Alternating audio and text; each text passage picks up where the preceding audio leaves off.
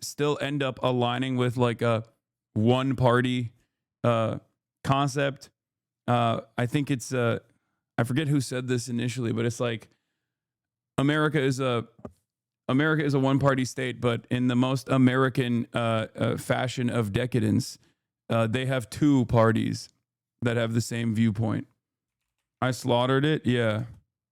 Here, I'll say it. It is, the quote is, the United States is also a one party state, but with typical American extravagance, they have two of them. Julius Nyerere. The reality of the matter is, America is a one party state as well. But with typical American extravagance, they have two of them. This doesn't mean that like both parties are completely aligned on everything, but there is an established consensus.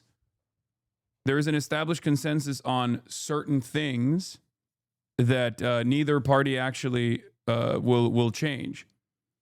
Private-public partnership is one of these examples. Private-public partnership on every issue is one of the greatest examples of this. Both the Democratic Party and the Republican Party align on this. They think any sort of like anything that the state would otherwise be in control of in other countries, in the United States of America, we delegate that responsibility to private enterprise. And we just heavily subsidize said private enterprise. They fill the gaps and that the government can't take ownership over, which is awful. That's part of the reason why you see things like what we're seeing in terms of welfare fraud in Minneapolis, Minnesota. Other things that the Democrats and the Republicans are completely aligned on is obviously healthcare. Now, there's marginal differences. There's marginal differences in which direction the Democrats want to go towards, which direction the Republicans want to go towards. The Republicans want even more deregulation than the Democrats are comfortable with. But Democrats and Republicans alike understand and have a uniparty consensus over private healthcare existing in the country. The true alternative to that would be not a private healthcare structure, but instead a public healthcare structure, a nationalized healthcare system, or at least some kind of socialized medicine structure, socialized healthcare structure, right? But unfortunately, with the exception of like maybe a couple Democrats, there aren't really any. Like the Democratic Party broadly and the all the way from its leadership down to the average person that gets voted into office within the Democratic Party is completely aligned with the Republicans in terms of maintaining a private healthcare system. Okay? That's another point for uniparty consensus. The Democratic Party and the Republican Party are also aligned on endless war for the most part. American foreign policy is always uniparty. Democrats and Republicans might have marginal disagreements or marginal changes of attitude. Maybe Democrats want to do things more by the book. Republicans want to do things in a more destructive way, let's say. But the problem in this situation, when it comes to American foreign policy, the problem in this situation is not because of the process not being followed. The real problem is that we have endless war all around the world. That's the real problem. And unfortunately, there is not really a single Democrat out there who is genuinely anti-war. One of the glaringly obvious examples, especially nowadays, that people tune into is Israel, right? Democrats and Republicans are almost completely aligned on Israel. People try to make it seem as though there's big differences there, but not really. And with respect to the Democrats, they don't even try to communicate major differences between themselves and the Republicans on the issue of Israel. That's another moment for uniparty consensus, right? And while there are differences in opinion when it comes to social issues, and social issues are still unimaginably consequential for millions of Americans between the Democratic Party and the Republican Party, social issues such as a woman's right to choose. Democrats broadly are in favor of a woman's right to choose, although there are still some naysayers, or maybe even Ezra Klein, that make an electability argument around getting anti-choice Democrats elected. And that's really stupid.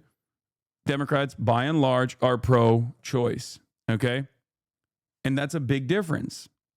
Other major differences between the Democratic Party and the Republican Party, because now that we talked about some of the uniparty consensus, things that actually pertain to people's modes of existence, things that actually pertain to people's living conditions, things that actually pertain to people's material realities. Unfortunately, Democrats and Republicans are two sides of the same coin on that. There's a lot of uniparty consensus on the broad strokes. But when it comes to social issues, that's where there are big differences, right? Republicans, on the one hand, do not shy away from engaging in white supremacist, racialized, agitative propaganda in an effort to galvanize their base, in an effort to radicalize their base.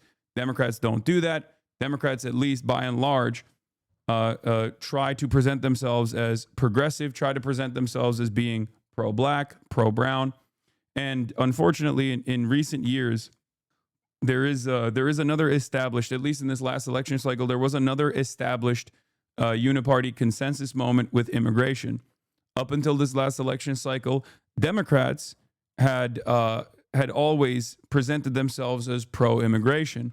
But the 4 years of Joe Biden and the increased migration patterns that took place in the United States of America and the public backlash that came from that made the Democrats very fearful about their pro-immigration position, and they actually flipped it.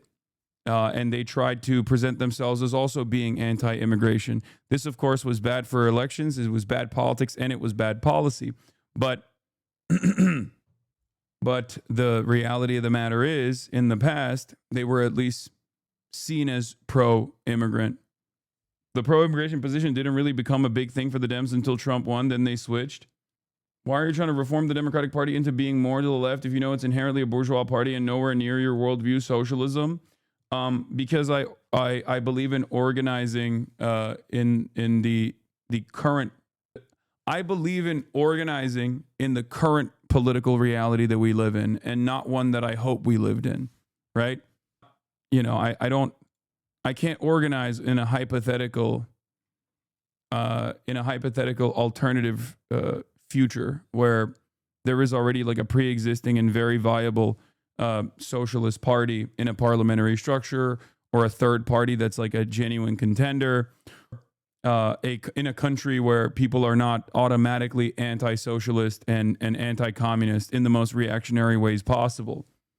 You got to work within the confines of what's given to you. You got to work within the confines of reality. And the reality of the matter is, currently, the only party that is at least remotely seen as favorable to even socialist contenders, even though they do their very best to try to excise socialists from their ranks with regular frequency due to being a bourgeois party participating in a bourgeois democracy, in terms of getting the word out there and, trying to create broad awareness initiatives and try to overturn almost a century of Red Scare propaganda, you have to work with what you have. And what we have, unfortunately, is a podium and an election machine that makes it impossible not to run on a Democratic Party ticket. What is this? I'm afraid of being a communist due to Cuba. What are your thoughts on the government and all others that have gone wrong? Yeah, me too. I'm also afraid. Just like when Zohran Mamdani was elected as mayor of New York City, I was terrified that the Trump administration was going to cut off all funds to New York City. That's what I was afraid of. And then implement an incredible blockade, an incredibly unjustifiable, incredibly inhumane blockade that spans for decades. Tell that to the actual people that live there. I don't agree with capitalism. I'm just saying, how can you back communism knowing how wrong it has gone? Yeah. This is why I try to explain to chatters that, like, socialism in America, which is the heart of empire, is not even in the like mass organizational stage yet. We're still in the broad awareness initiative stage, because many people don't have any class consciousness whatsoever. Many workers don't have class consciousness. Billionaires already have class consciousness. Capital owners have class consciousness. But the average worker, the average laborer does not.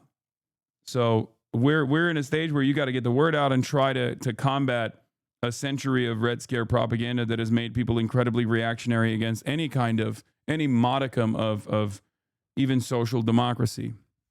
Yeah, and they show you what to see, not their broken system. I think communism is good in theory. I just think that once it happens, it's easy for governments to turn authoritarian. Let me know when you talk to someone that actually lives there. You've been sold a lie. I'm a leftist. I'm just hesitant to stand behind communism after knowing what has happened historically. I mean, there is an example that you can point to as far as like a communist country. Well, not a communist. No country is actually communist, but a country that is run by a one-party communist government, right? When you have foreign capital, when you have access to foreign markets and foreign capital, and you are able to utilize central planning, it can be tremendously beneficial, and it can be actually impossible to avoid, impossible not to consider. And that is China. Vietnam has a version of this as well, but China especially, right?